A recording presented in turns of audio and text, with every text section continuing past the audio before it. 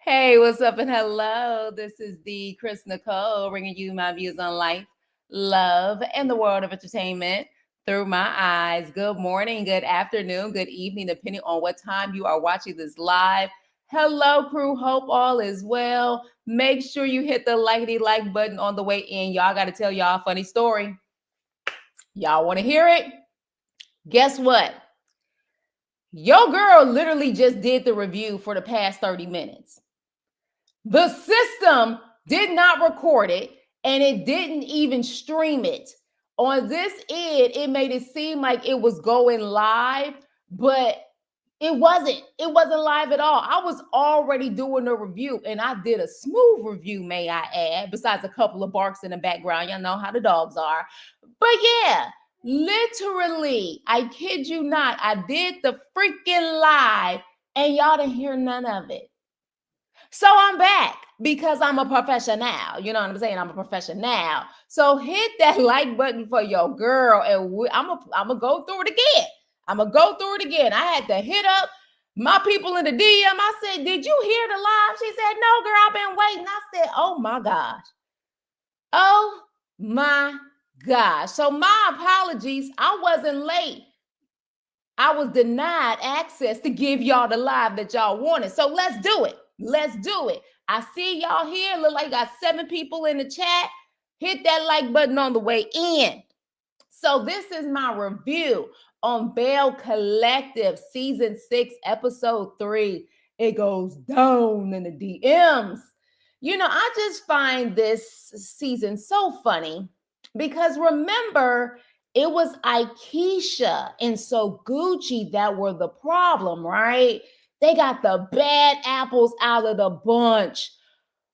But looks like those bad apples are still here and still people messing with other people's marriages. So yeah, we're gonna see how that's gonna go. Now, one thing I will say is y'all asked me the last review.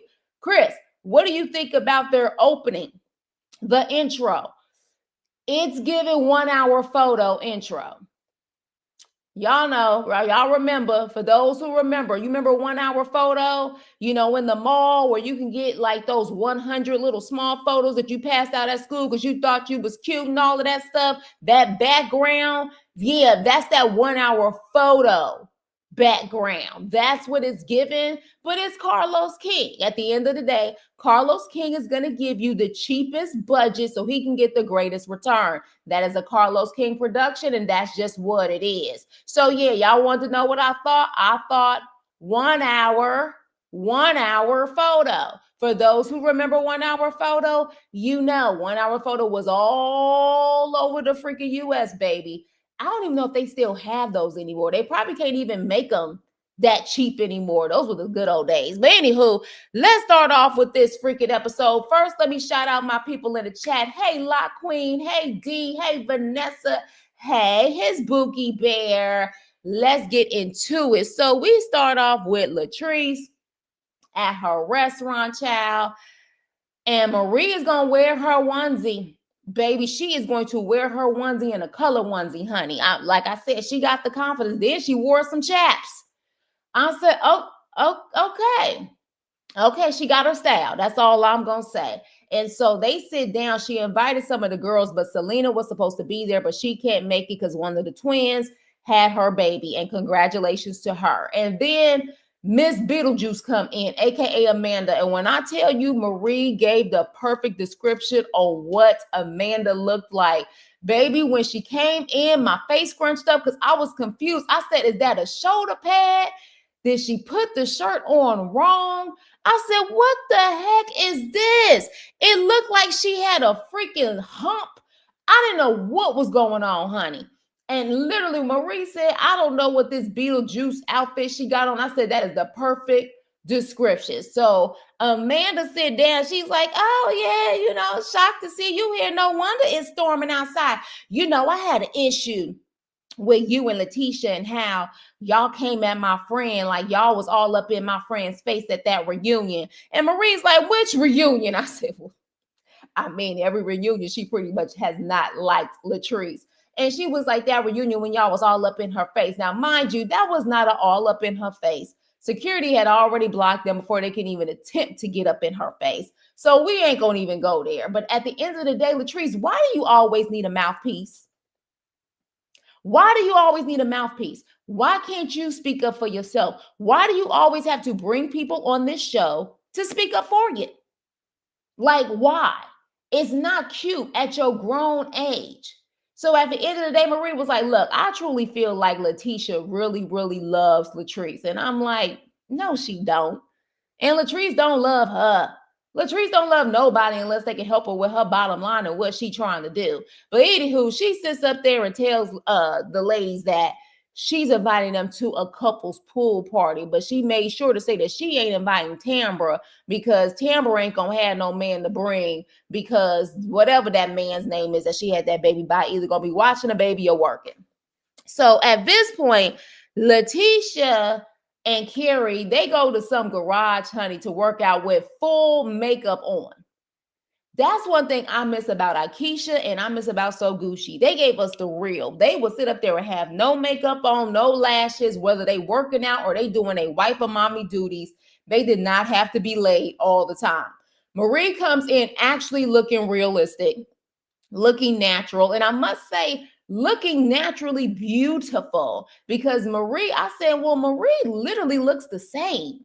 She looks the same when she has on makeup. She looks the same when, she doesn't have on makeup, which is a huge compliment. Because y'all know sometimes when people take off makeup, you don't know who the heck they are. You be like, who the hell is that? Oh, that's such and such. What?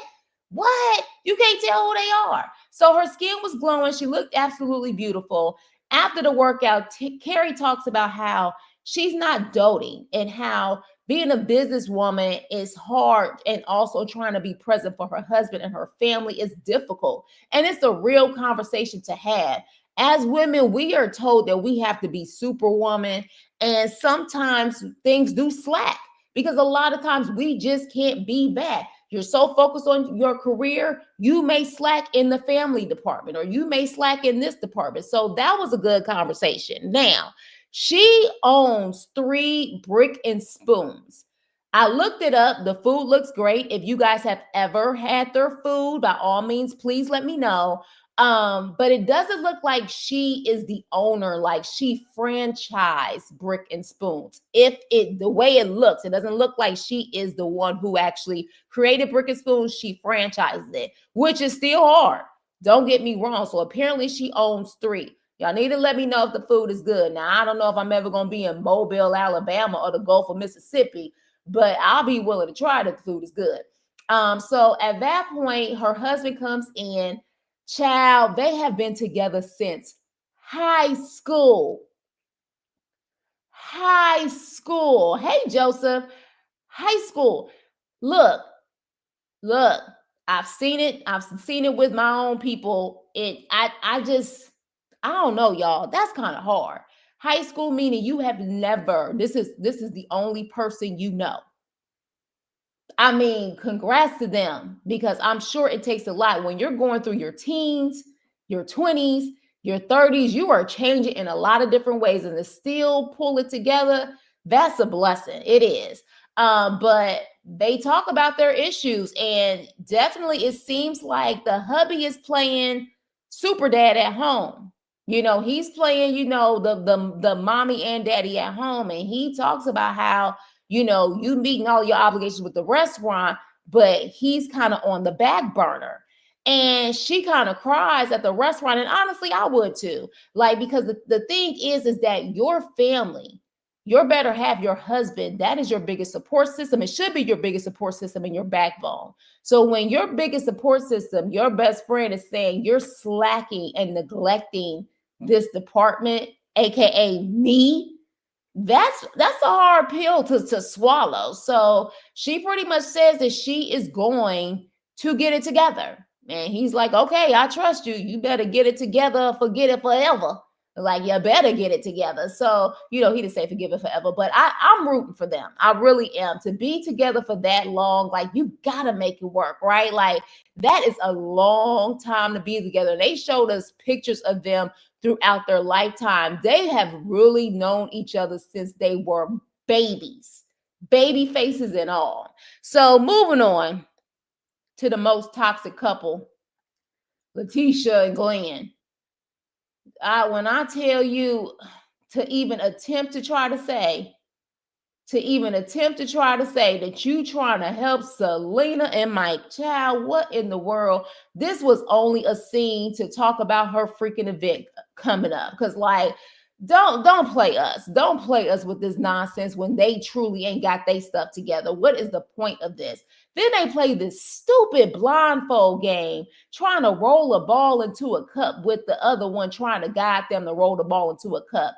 I would have said a counseling session would have been better if you asked me. But Selena has a heart to heart with Mike that she could have just really had with Mike by themselves, and said that, the not being in contact triggers her from the loss of her son. And she said she spoke to her son that night before and then he was gone. And it's really sad. And I definitely can see how that can trigger anyone. But honestly, if I could be real, if I can be trill, I think also past infidelity issues is another reason that's triggering her.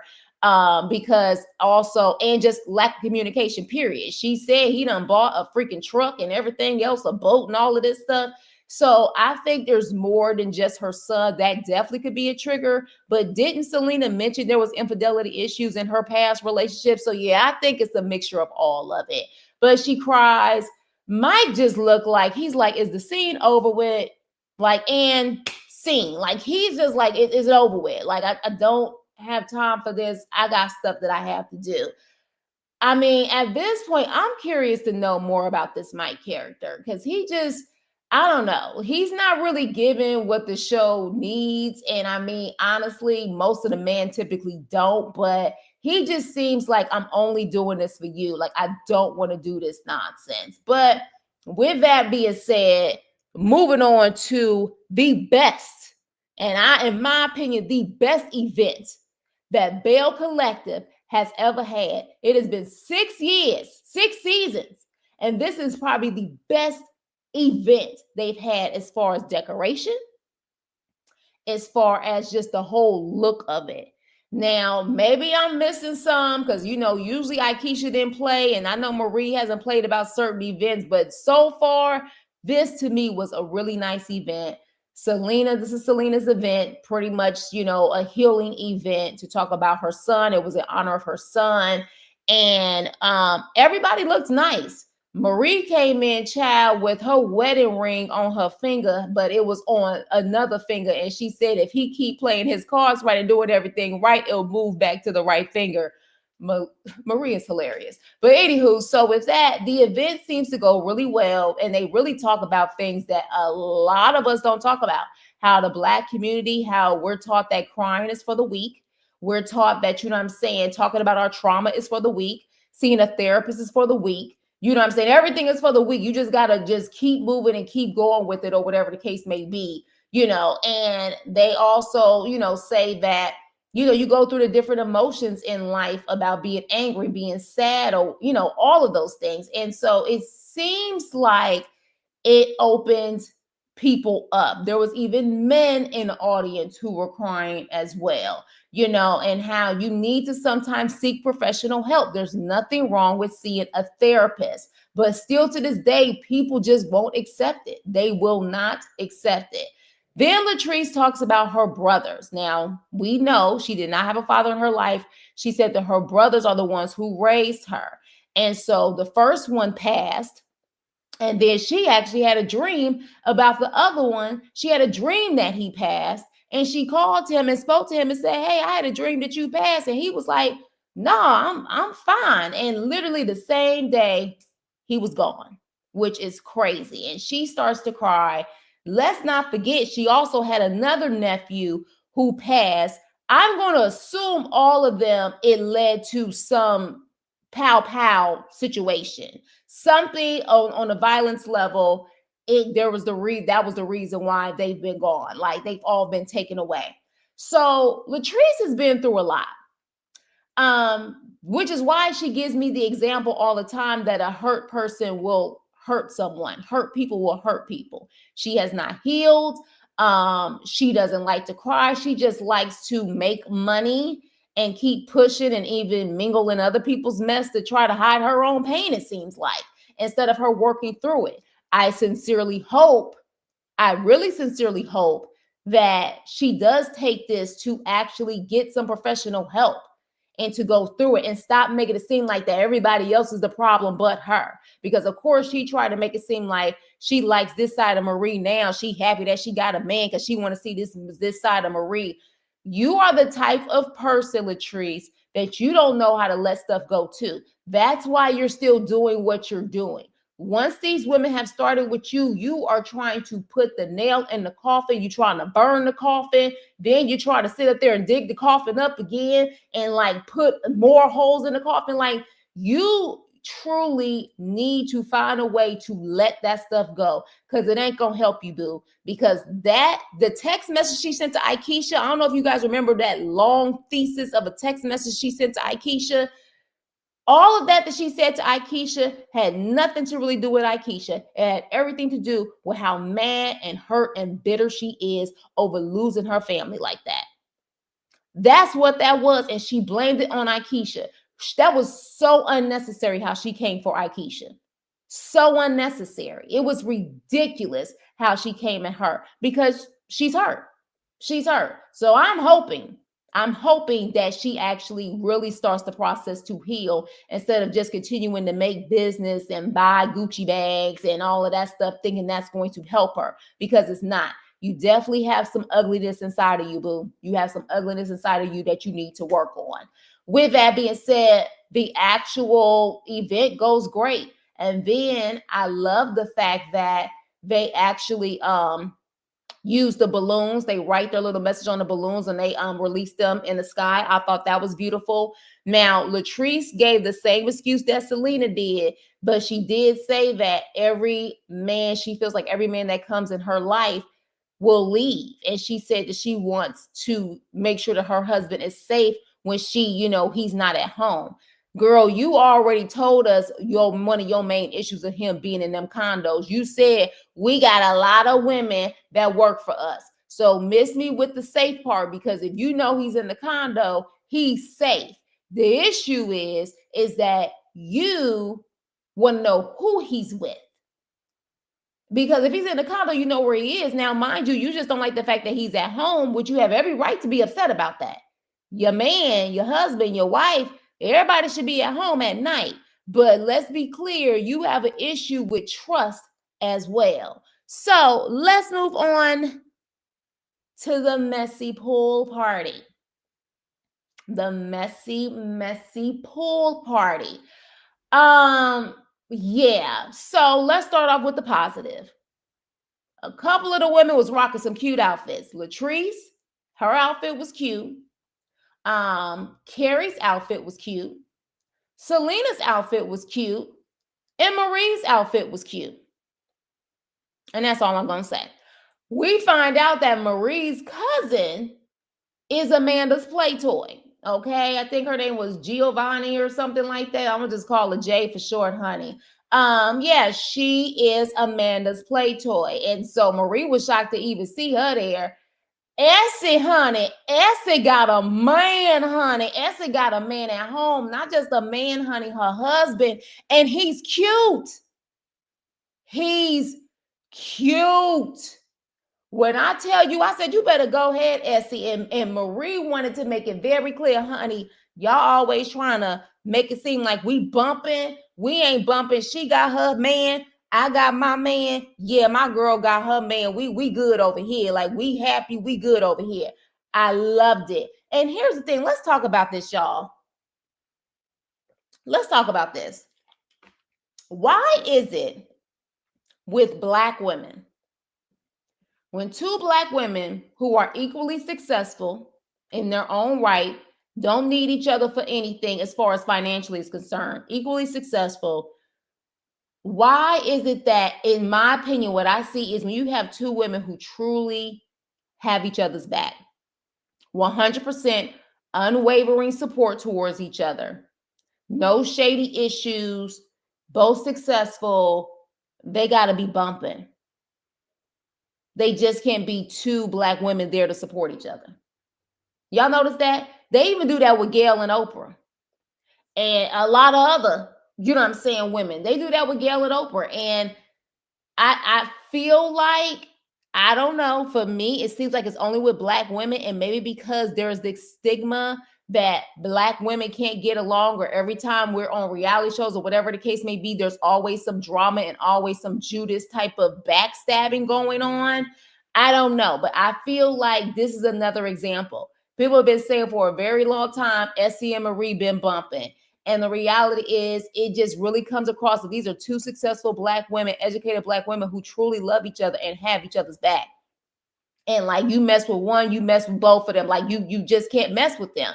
I love that, because we rarely see that. We rarely see it. So I'm here for it. And I'm glad Essie brought her cute husband on this show to show that no. I have my husband. She got her man. We just don't play about each other. That is my ride, or you know what? That's my rider, and it is what it is. And that's just it. No ifs, ands, or buts. We need more of that.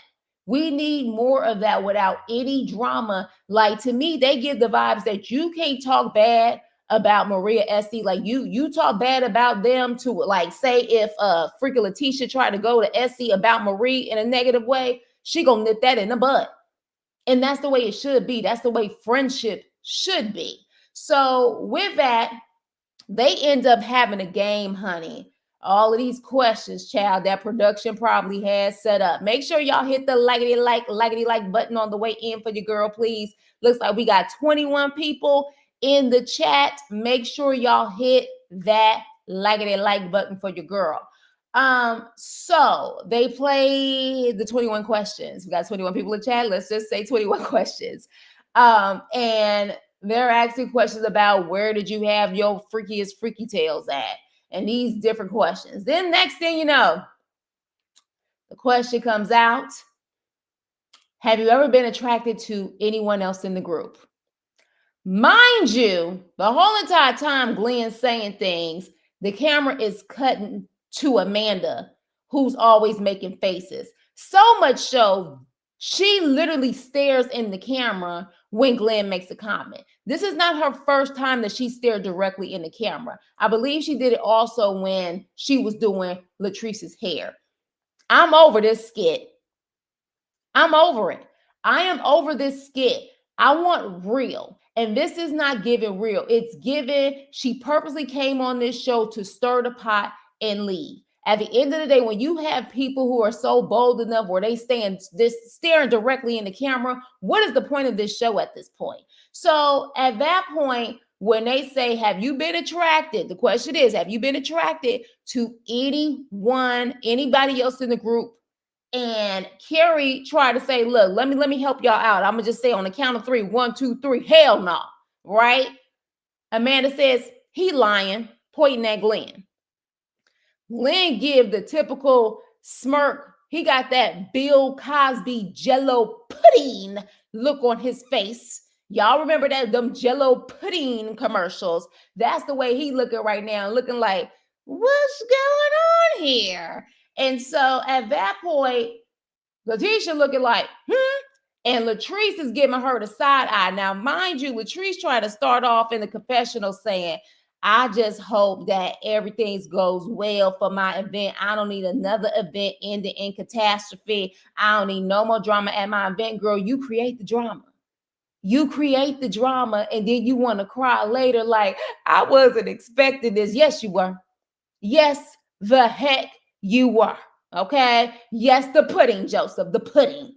So literally at that point, he's like, I'm attracted to my wife. And the man was like, BS. So then Letitia like, wait, hold on, Mandy. Hold on, Mandy. Me and you was cool. So, if you got something that you need to tell me, you need to let me know. By all means, honey, let me know. Let me know what's going on. And she was like, do you want me to say it in front of the group, or you want me to pull you to the side? I'm like, doesn't matter. The cameras are going to follow you anyways. But then she was like, let's go to the side. So then at this point, Letitia's like, look, every time I see you, you always supportive, you always encouraging me. And Amanda can't even really look her in the face no more. She's like, yeah, look, this is what I'm saying. Look, I respect you as a person, despite how I feel about how you treated my friend. And Letitia, like, what you? She was like, yeah, how you treated my friend. She said, look, we both done did each other dirty. We both did each other wrong. And I was like, well, I would definitely have to agree with that. But my thing is, Amanda, this is now your second time, no, your third time saying this. You made a comment about it in your shop, made a comment about it when Marie was there. You making a comment about it now. Keep telling us why you really here, boo. You're really here to be Latrice's mouthpiece. You're really here to start some drama so then that way Latrice can get her get back. The fact that you keep mentioning that this does not seem authentic at all. What is this really about? So at that point, Amanda is sitting up there talking to her. And the only thing I can think of at this point is Joshy Josh. Remember Josh from the season before, the season prior to that? How Josh was trying to be Latrice's mouthpiece and how it backfired on him. And where's Josh now? Yeah, Josh is gone. So you better be mindful, Amanda, because again, Latrice gives me the vibes that once she uses you up and you are no longer used of her, or you making a situation uncomfortable, despite her making it uncomfortable for you, the moment it gets uncomfortable, the moment her marriage is jeopardized because she still need to get that man for everything she can get him for, she will dump you. I don't know her. She will do a straight Mariah Carey on you. So while they talking, child, Giovanni, Jay, whatever her name is, she sits up there and says, dude is capping. I saw the DMs, bruh. And Glenn is like, what? He was like, yeah, I saw the DMs. She even called him sir. She probably looking like, well, look, I don't know how old you are, so maybe I need to respect my elders, but you capping, sir. You capping. Next thing you know, Maria run outside. She like, Letitia, you gotta get Glenn. You gotta get Glenn. Glenn, my cousin done sat up there and told her about the DMs that he saw. Glenn done sent DMs to Amanda. You better get Glenn. You better get Glenn. Because Glenn standing up like he about to confront this girl. You ain't about to put your hands on her. You ain't about to put your hands on her. And it's very obvious he ain't that stupid. He's stupid, but he ain't that stupid. But it make it seem like he about to step up to her. And that's when the episode goes off. Now, interesting enough, Letitia is far from innocent. She has definitely been someone who has stirred the pot numerous times. But after this episode, she decided, child, to post in her stories with a Hezekiah Walker song. Child, people be like on some no weapon formed against me shall prosper, and I know I've been changed. The angels have signed my name when they finally get a taste of their own medicine. Now, I believe no weapon formed against me shall prosper, but you can't be the weapon in everybody else's life. And then now when that comes back to you, now no weapon formed against me shall prosper because you ain't innocent. So let me read this nonsense. I hope you guys was entertained by by last night's episode of Belle Collective. Watching and reliving that moment of betrayal and seeing how it all led up was truly disheartening. Prior to the event, I was told by my quote unquote friend slash castmate that I would be approached about the reunion. Not one time was it ever shared with me that I would be approached about my husband. In one breath, I feel horrible for even sharing my reality because it's constantly being weaponized and used to carry my castmates. But in the other breath, I remember how many people have told me they are inspired by my transparency. That reminder keeps me grounded in my purpose. I know who I am, and I stand firm knowing that no weapon formed against me shall prosper. It's crazy how life reminds us to be mindful of who we allow around us. Just because people smile doesn't mean they're genuine, and just because you lay beside someone doesn't mean they have your best interests at heart. You talk about your own husband, boo? This is a season to protect your mind body and soul. Use discernment. Trust no one but yourself and God. Again, are you talking about your husband? I understand the contents of my life and the position I hold. So I know attacks will come, but I'll always stand in faith, knowing no weapon formed against me shall prosper. Thank you to everyone that's been showing me love and sending encouragement. Can't say too much right now, but stay tuned. Girl, bye. Letitia, were you not accused of plotting a girl going up in Willie's DM to try to mess with Aikisha and Willie's marriage last season? I believe she was. And allegedly Glenn was a part of it. Am I missing something? Now you want sympathy? See, one thing about it, I'm a firm believer that you can have a show naturally that can have drama without you messing with someone's covenant. A marriage is a covenant between you two and God. And I personally believe that people who want to purposely stir the pot in people's marriages got another thing coming. Another thing coming. But you cannot sit up there now and be upset that someone has come for your marriage for the umpteenth time when you allegedly was playing that game with other people's marriages last season. So I'm a little confused. And you can give me the, I know I've been changed. You can give me all of that. You can give me all the Hezekiah Walkers, all the Kurt Franklins. You can give me the Mississippi Mass Choir. And I still think you a wolf in sheep's clothing. You a snake in the grass. But I ask you, crew, who's the biggest snake? Is it Latrice or is it Letitia? And oh my gosh, so far on the poll, we got 50% for both. 50% of y'all say Latrice. 50% of y'all say Letitia. What do y'all think it is? Do y'all think someone is trying to keep their head honcho status or be the head honcho? Because the show is wrapped around Letitia. Letitia is the focal point of this show. She is the head person. I don't know if she brought it to Carlos to pitch, but she's the head person. Are they trying to bump her? And now Latrice, Latrice is trying to make herself the head honcho, or are they just both trifling? I'm confused because I don't understand how the husbands can be the best of the best friends, and these women are truly trying to hang each other dry.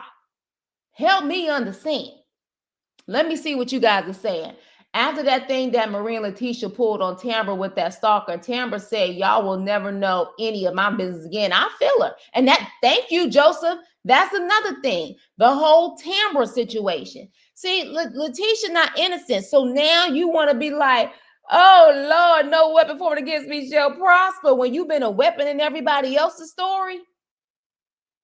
How that makes sense? But the same thing with you, Latrice. See, your time is coming. See, you can't mess in people's marriages and then don't think that that's not going to eventually come to you. Okay? It's not going to eventually come to you. So my parents been in college, have been together since their 25th anniversary. Oh, that's a blessing. Now, I'm definitely college, but high school, that means if from high school you went to college and still stayed together. College, man, you're supposed to have some fun. I'm just saying. But kudos to people who can do it. God bless you. Cliff and Latrice's house is beautiful. I need to find out who their realtor is. They probably built it from the scratch up. It seems like they planned, like they built that home from the ground up. I said scratch up, but from the ground up. But yeah, they do have a beautiful home. Essie's got a man at home. Yes, she does. Now, if Glenn actually did DM Mandy first, then Letitia should give most of the fire to Glenn. She ain't going to, though. But then again, the way she talking in this, maybe she did. Maybe she did, because she ain't mentioned it. She said you got to be careful who you lay with, too. So maybe she realizing that she laying with a wolf also. But let's see. And then you said, oh, Latrice is just wrong for not telling her about Mandy and Glenn sooner. She is, but she's not a friend. I keep telling y'all, Latrice is not a friend to no one. Latrice don't care. She do not care. Watch Letitia say all of this and still remain friends with Latrice and still stay married to Glenn. Right. And honestly, I don't think she's friends with Latrice. I just think that it's for the betterment of the show. You need a show and you want to continue this show so you could try to continue whatever you're trying to build. And I still don't know, still to this day, what Letitia's trying to build.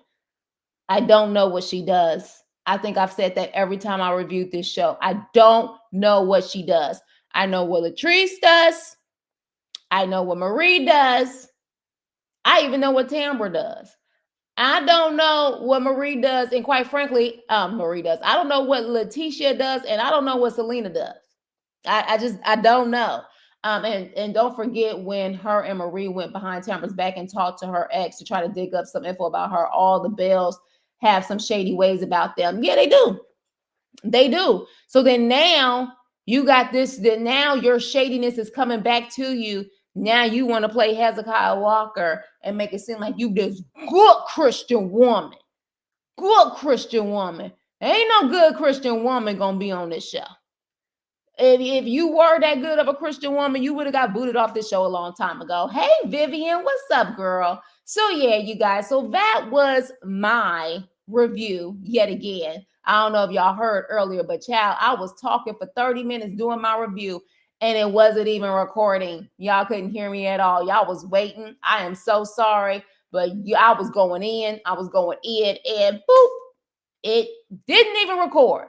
But I definitely see that everybody is active now. So I want to know what y'all think about this episode. Who do y'all think is the biggest snake? You think it's Latrice or you think it's Letitia? And what do y'all think about this season so far? Do you feel that it's legit or it's just nothing but fake storylines to keep the story going? Because honestly, without Aikisha and So Gucci, they really didn't have anybody to throw daggers at. They didn't have nobody to throw daggers at that point. Because remember, they were the so-called bad apples. But if you notice, it's the same storylines about messing with people's marriages. The same BS.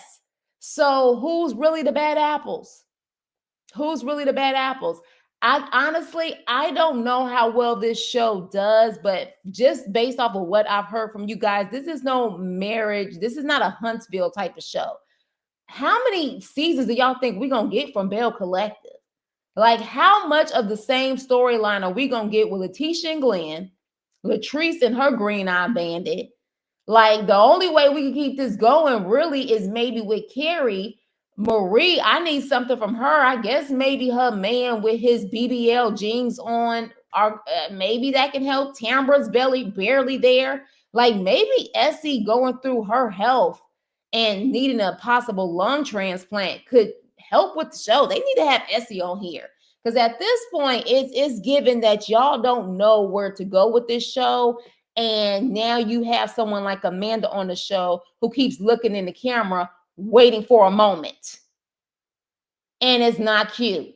And it's not giving reality. It's giving scripted television. Carlos King is the bad apple. I thought the show was supposed to be about Black successful couples. That's what he claimed all of his shows are supposed to be about. Right? Wasn't that the whole point of Marriage, Huntsville, Detroit, and all of them? And they done turned into just something totally different. That's what he always apparently claims, allegedly. I want a platform for our people to show successful Black people. Mind you, Carlos again is a homosexual male, but he still has not put a gay couple on these shows yet. He's always showing heterosexual couples. He's always showing them. He's always showing straight couples. Never showing gay couples. And I wonder why. I wonder why. Is it because you only want straight couples to be seen in a certain light? Sir, you should definitely by now, out of all of your shows, have a gay couple. You should. And you don't want to, which makes me wonder, what is really this about? Are you trying to show bad dynamics between straight couples? Like, what are you trying to show here? Mandy kept looking into the camera like Bernie Mac always did on the show. Exactly. Exactly. It was just given too much. But with that being said, you guys, let me know what you thought about this episode. Please hit the likety like button, like, share, and subscribe. But yeah, let's keep this conversation going because y'all still 50-50. Y'all saying Latrice and Letitia are both the same, both the biggest snakes. There is not one better than the other or worse than the other. Y'all saying they are equal, honey. But let's continue the conversation. Please like, share, and subscribe. Enjoy this beautiful Sunday, and I will see you on my next video. Toodles.